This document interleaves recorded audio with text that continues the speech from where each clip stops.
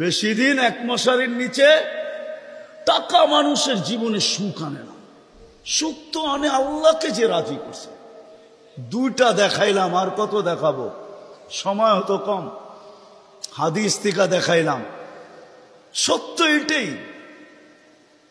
হুজুররা তো হাসবে গাজীপুরের শুনলে। করোনার সময় সবচেয়ে খুশিতে আসিল হুজুর গো বউরা। বিশ্বাস হয় না?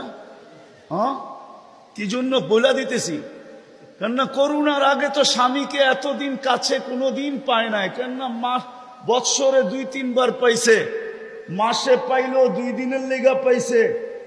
লম্বা এতদিন তো স্বামীকে কাছে পায় নাই কোনো হুজুর গো বউরা।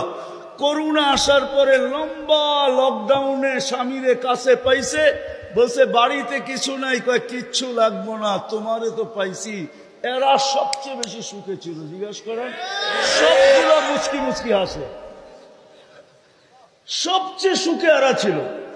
কিছু ছিল না, কিন্তু সবচেয়ে বেশি মহব্বতে এরা ছিল। কেন? স্বামী স্ত্রীকে কাছে পাইছে, স্ত্রী স্বামীকে কাছে পাইছে, সন্তান মা বাবাকে কাছে পাইছে লকডাউনের সময়। এখনো অনেকজনের বাড়িতে মাঝে মাঝে বলে, জিজ্ঞেস করেন আবার যদি লকডাউন হইতো তাহলে ভালো হইতো, তোমারে কিছু সময়ের জন্য পাওয়া যেত। জিজ্ঞেস করেন, এরা হাসতেছে, জিজ্ঞেস করেন। অথচ সারা দুনিয়ায় হাহাকার ছিল। কি ছিল? কি ছিল? এদের হাহাকার ছিল না, আলহামদুলিল্লাহ। এরা বড় সুখে ছিল। কেননা আল্লাহ যেখানে ওইখানে সুখ না হয় না, তো সুখ আসবে না, তো আসবে না কেন?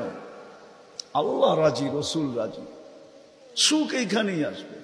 বিদায় আসেন, কথা শেষ। আসেন, যদি এই জীবনটা সুখে থাকতে চাই, তাহলে আল্লাহ পাওয়া ছাড়া সম্ভব না।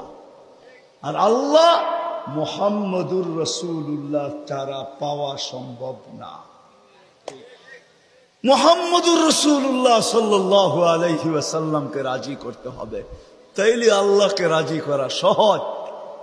মুহাম্মদুর রাসূলুল্লাহ ছাড়া আল্লাহ রাজি হবে না, এটাই সত্য।